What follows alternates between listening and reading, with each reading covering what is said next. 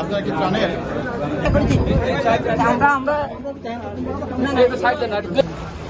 এখান দিয়ে পানি আপনারা একটু জায়গা দেন, এত কিছু দিলে তো হবে।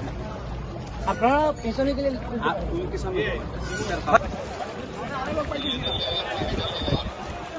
অন্তর্বর্তীকালীন সরকারের মাননীয় প্রধান উপদেষ্টার একটা কল্যাণ তহবিল আছে, ওখানে টাকা জমা হচ্ছে। এটা যদি আরও একটু রিচ হয় তাহলে আমাদের ক্যাবিনেট থেকে আমরা আবারও এদিকে আসবো। এই নোয়াখালী লক্ষ্মীপুর ওদিকে মানুষ আক্রান্ত হয়েছে, আমরা ওখানে যাব। আপনাদের আন্তরিকভাবে ধন্যবাদ জানাচ্ছি। আমি বাংলাদেশের এনজিও সেবা সংস্থা আর যারা প্রতিনিধি আছেন তাদেরকে দুর্গত পানিবন্দী এই সমস্ত মানুষের পাশে দাঁড়ানোর আহ্বান জানাচ্ছি। আলেম ওলামারা জাতির দুর্দিনে আগেও ছিলেন, এখনও আছেন, আগামী দিনেও থাকবেন ইনশাল্লাহ। কথা হচ্ছে বাংলাদেশে 3.5 লাখ মসজিদ আছে। অধিকাংশ মসজিদ স্থানীয় জনগণ কর্তৃক পরিচালিত। এগুলো ধর্ম মন্ত্রণালয়ের কোনো নিয়ন্ত্রণ নাই। এগুলো পাবলিকলি এস্টাবলিশড, পাবলিকলি ম্যানেজড। তবে আমরা চিন্তা ভাবনা করতে পারি এই সমস্ত মসজিদের যারা মুতওয়াল্লি আছে, আমরা তাদের সাথে বসে একটা বেতন কাঠামো নির্ধারণ করার আমরা চিন্তা ভাবনা করতে পারি, যাতে অন্ততপক্ষে সম্মানিত ইমাম সাহেবানরা সম্মানজনকভাবে জীবিকা নির্বাহ করতে পারেন। এটা করতে পারে। আর সবচেয়ে বেশি ভালো হবে, আমরা উদ্যোগ নিয়েছি, বিভিন্ন জেলা প্রশাসকদেরকে আমরা চিঠি লিখেছি যে আপনার এলাকায় কতটা মসজিদ আছে, এই মসজিদগুলোর মালিকানা কার, এখানে কোনো ওয়াকফ সম্পত্তি আছে কিনা। তো ওয়াকফ সম্পত্তি থাকলে আমাদেরকে দলিল দেখাতে বাধ্য। ওয়াকফ সম্পত্তি থাকলে এগুলো আমরা ওয়াকফ প্রশাসনের আওতায় নিয়ে আসবো, তখন আমরা বেতন কাঠামো নির্ধারণ করতে পারবো। আমি নিজেও দীর্ঘদিন যাবৎ ইমামতি করেছি, 16-17 বছর ইমামতি করেছি। আর প্রায় আলেম ওলামারা মাদ্রাসায় যারা পড়াচ্ছেন তারা কোনো না কোনো মসজিদের খতিব ইমাম আছেন। বেতন কাঠামো কত এগুলো আমাদের জানা আছে, আমরা আন্তরিকভাবে চেষ্টা করব।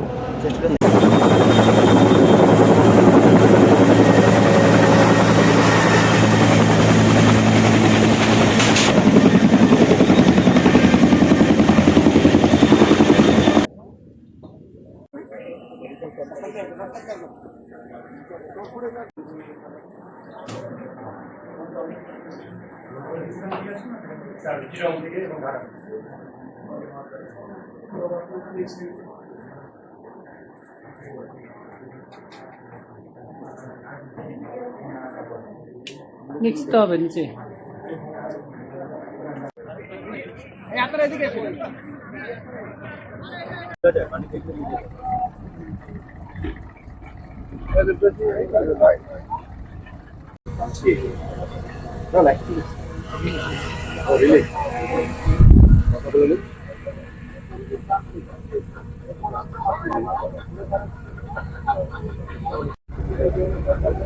এখানে ত্রাণ দিবে, দিবে না, ওরা দিবে। আমি জাস্ট স্যার আপনি পাস করে দেন, পাস করে দেন, সামনে দিকে দিয়ে দেন।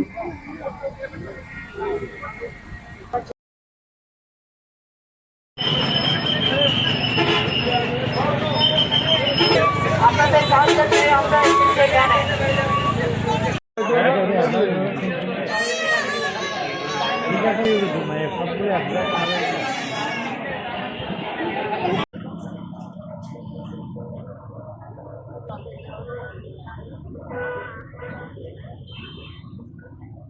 সেটা হচ্ছে মানুষের জীবন বাঁচানো, মানুষকে উদ্ধার করার। সেটা আমরা সশস্ত্র বাহিনীর সদস্যরা আপ্রাণ চেষ্টা করেছি যথাসম্ভব মানুষের পাশে গিয়ে দাঁড়াতে, তাদেরকে বিপদ থেকে উদ্ধার করার জন্য। এরপরে তাদের এখন যেটা আমরা করছি জরুরি ত্রাণ সরবরাহ করছি, বাট খুব শীঘ্রই আমাদেরকে যে জিনিসটা বিবেচনা করতে হবে, আমি এই উপজেলার কথাই বলবো, আমাকে ইউএনও বলেছেন এখানে 6টি ইউনিয়ন আছে, প্রায় 1.5 লক্ষ বাসিন্দা আছেন, নাগরিক আছেন, তাদের পুনর্বাসনের জন্য সরকারিভাবে আমার বিশ্বাস সদস্য সরকার এটার ব্যাপারে ব্যবস্থা গ্রহণ করবেন। আমি আপনাদের সবাইকে যেটা অনুরোধ করব, ছাত্র জনতা, প্রশাসন, সশস্ত্র বাহিনী, আমরা সবাই যদি কাঁধে কাঁধ মিলিয়ে কাজ করি তাহলে আমার বিশ্বাস আমরা এই বিপদসংকুল অবস্থা থেকে খুব শীঘ্রই ঘুরে দাঁড়াতে পারবো। আপনাদের কোনো প্রশ্ন থাকলে করতে পারেন।